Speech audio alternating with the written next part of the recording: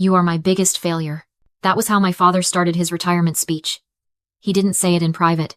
He said it into a microphone, standing on a stage at the Ritz-Carlton, broadcasting to 300 shareholders and a global live stream. He smiled, a shark in a $3,000 tuxedo, and delivered the killing blow. Tonight, I leave my entire $150 million empire to the only child who matters. My son, Brandon. As for you, Abigail, you are fired. You are disowned. You are erased. Security, remove her. My brother Brandon smirked, preening like a peacock as he grabbed the keys to the kingdom. The crowd didn't gasp. They laughed. They watched the guards step toward me, waiting for the tears, waiting for the begging. But I didn't beg. I didn't even blink. I just checked my watch. 8:02. Right on schedule. If your own father tried to erase you for a laugh, would you walk away? Or would you burn the building down? Tell me in the comments. I walked toward the microphone. The two security guards hesitated, looking at Charles for confirmation. My father gave a dismissive wave of his hand, his smirk widening. He wanted this. He wanted the audience to hear my voice crack. He wanted the shareholders to see the emotional daughter beg for a second chance. He wanted a show, so I gave him one. I took the mic from the stand. The metal was cool against my palm. I didn't look at the crowd. I looked directly at Charles. Thank you, I said. My voice didn't tremble. It echoed through the ballroom, clear and sharp as cut glass. Charles blinked. The smirk faltered for a fraction of a second. This wasn't the script. Thank you for firing me publicly, I continued, my tone conversational, like we were discussing a merger over lunch. Because under federal law, a retaliatory termination in front of witnesses immediately triggers the protections of the Whistleblower Act. I don't need a severance package, Dad. You just gave me immunity. A murmur rippled through the front row. The lawyers in the room sat up straighter. They knew what that meant. Charles's eyes narrowed. He took a step toward me, but I was already moving. I reached into my blazer pocket and pulled out the red envelope. It wasn't a prop. It was the only thing I had brought with me tonight. I didn't fumble with the seal. I ripped it open in one clean motion and pulled out a single heavy document.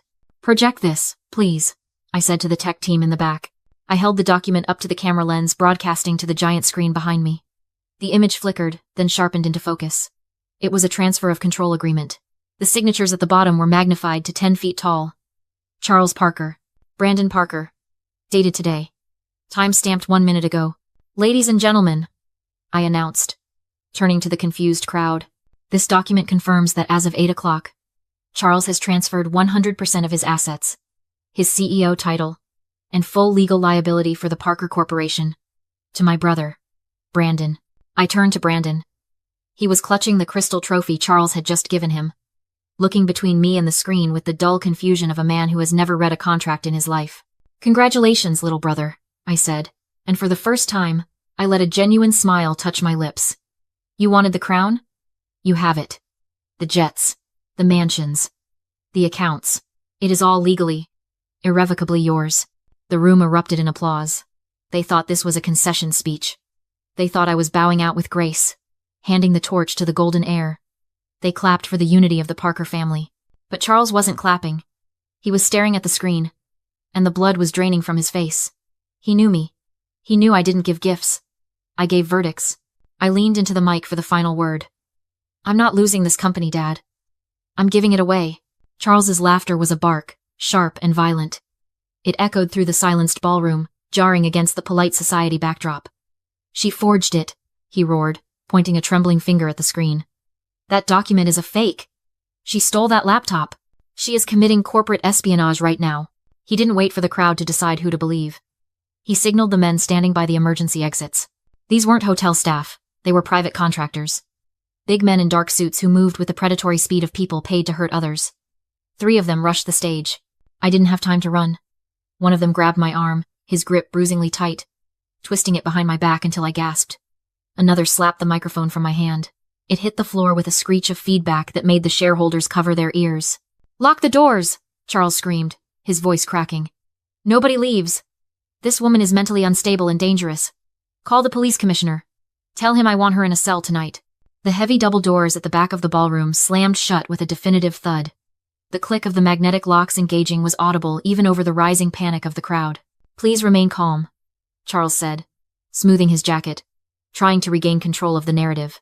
My daughter has a history of episodes. We are handling this internally. I looked out at the sea of faces. 300 of the city's most powerful people, and not one of them moved to help me. They watched with morbid fascination, like drivers slowing down to stare at a car wreck. My mother, Susan, was dabbing at her eyes with a napkin, accepting comfort from her friends, playing the role of the grieving mother to perfection. My laptop was still connected to the projector. The guard who had twisted my arm saw it. He raised his boot and stomped down hard. Plastic crunched. The screen behind me flickered and went black. There, Charles sneered, stepping into my personal space. No more lies. My arm throbbed. The guard's grip was cutting off my circulation. I was trapped, disarmed, and surrounded by people who believed I was crazy. But Charles had made one critical mistake. He thought destroying the laptop destroyed the evidence. He didn't know the files weren't on the hard drive. They were already in the cloud, and he had just locked himself in a room with the only person who knew the combination to the safe. The guard's thumb dug into the soft tissue of my arm, grinding against the bone. The pain was sharp, immediate, and grounding. But it wasn't what hurt the most. 10 feet away, my mother, Susan, finally stood up. She smoothed the skirt of her Chanel dress and walked toward the stage. For a heartbeat, a foolish, childish part of me thought she was coming to stop this. To tell her husband that assaulting their daughter in front of 300 people was a line too far. She walked right past me. She didn't even blink. She went straight to Brandon, cooing over him, checking his suit for lint, whispering comforts to the 30-year-old man who had just been handed a kingdom he couldn't spell. I wasn't the black sheep of this family. That would have implied they noticed me enough to dislike me. I was the glass child. Transparent. Fragile. Something you look through to see the golden object behind it. For 29 years, I had been the utility. The fixer. The one who existed only when something was broken. I remembered the night Brandon crashed his Porsche into a parked car after a frat party. Dad didn't call the police. He called me. I was 22. Studying for the bar exam. I drove out in the rain, handled the tow truck, paid off the owner of the other car with cash Dad provided, and drove Brandon home while he vomited in my passenger seat. Dad never thanked me. He just asked if the press knew. I remembered the tax audit of 2018. Charles was in a panic, sweating through his silk sheets. He needed someone to structure the offshore accounts in the Caymans so the IRS wouldn't look too closely. He didn't hire an external firm. He used me. Abigail is good with details, he'd said to Mom over dinner. As if I were a useful appliance he'd bought on sale. They thought I was cleaning their messes because I was desperate for their love. They thought my silence was loyalty. They thought that because they couldn't see me, I couldn't see them. But that was their fatal error. Because I was invisible, they never lowered their voices around me. They discussed the bribes, the shell companies, and the falsified earnings reports while I was in the room, pouring their wine and organizing their files. They treated me like furniture, forgetting that furniture has no allegiance. I looked at my mother, fawning over the son who had never worked a day in his life. The sadness that used to choke me, the desperate need to be seen evaporated. It was replaced by a cold, hard clarity. I wasn't the victim here. I was the witness. And I had been taking notes for a very, very long time.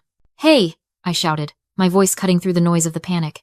I yanked my arm, not enough to break free, but enough to make the guards stumble. I locked eyes with Brandon. "Did you read the indemnity clause, brother? Or were you too busy admiring your new title?"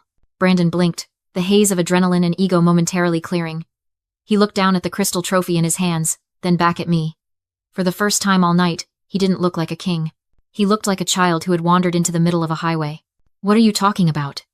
he stammered, his voice barely audible, over the murmur of the crowd.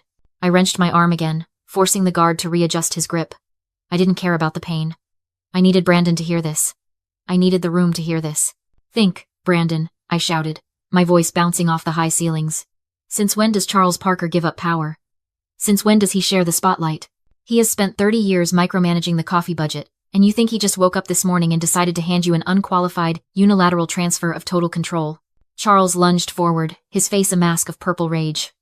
"Shut her up!" he screamed at the guards. "Gag her if you have to." But the guards hesitated. The crowd was watching. Phones were recording. The violence of the moment had shifted from necessary security to assault, and even hired muscle has a limit when there are 300 witnesses. I used that second of hesitation to drive the dagger home. "He didn't give you a promotion, Brandon. He gave you a glass cliff." I turned to the audience, locking eyes with the CFO in the third row. He looked pale. He knew. "The Parker Corporation isn't solvent," I announced, my voice steady and lethal. "We aren't sitting on 150 million in assets. We are drowning in 200 million in debt. The quarterly earnings report is due tomorrow morning. And when those numbers hit Wall Street, This stock is going to zero. The room gasped. A collective intake of breath that sucked the oxygen right out of the ballroom. That transfer isn't a gift, I said, looking back at my brother. It's a liability shield. Dad didn't want to be the CEO when the market opens tomorrow. He needed a patsy. He needed someone stupid enough to sign their name on the dotted line without reading the fine print. He needed you. Brandon looked at Charles. The adoration was gone, replaced by a dawning, sickly horror. Dad? He whispered. Is that true? Charles didn't answer him. He didn't even look at him. He looked at me with a hatred so pure it felt like heat radiating from a furnace. He stepped past Brandon, raised his hand, and struck me across the face. The sound was a crack, loud and sharp like a pistol shot. My head snapped back. I tasted copper. The room went dead silent.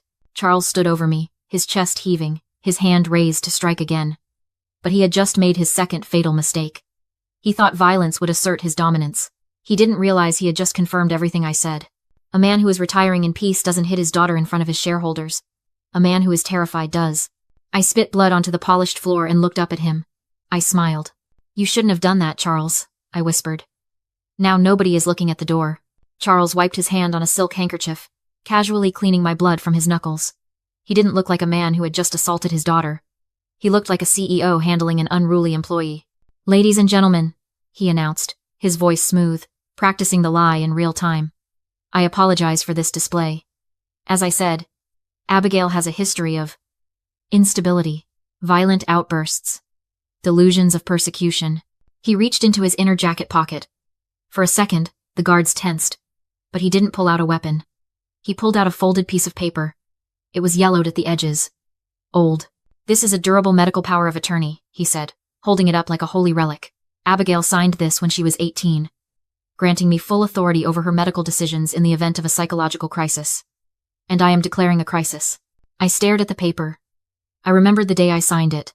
I was a freshman in college, terrified, sitting in his study, while he lectured me about family loyalty and protecting the Parker name. He told me it was standard procedure for the trust. He told me if I didn't sign, I couldn't go to law school. I signed it then because I was a child who thought love was something you could earn with obedience. I signed it because I was weak. But Charles forgot one thing. I hadn't revoked it. Not because I forgot, but because I knew he would use it. A trap only works if the animal walks into it willingly. She is a danger to herself and others, Charles proclaimed, gesturing to the shattered laptop and the stunned crowd. I am authorizing an immediate psychiatric hold.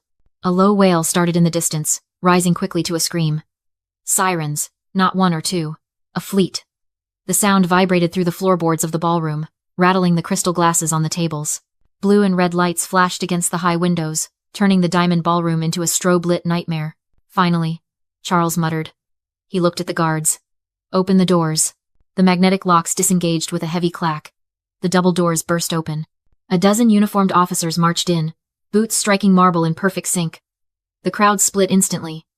Charles straightened his tie, calm returning to his face. He recognized the uniforms. He funded their galas. In his mind, this was his cavalry. He pointed at me.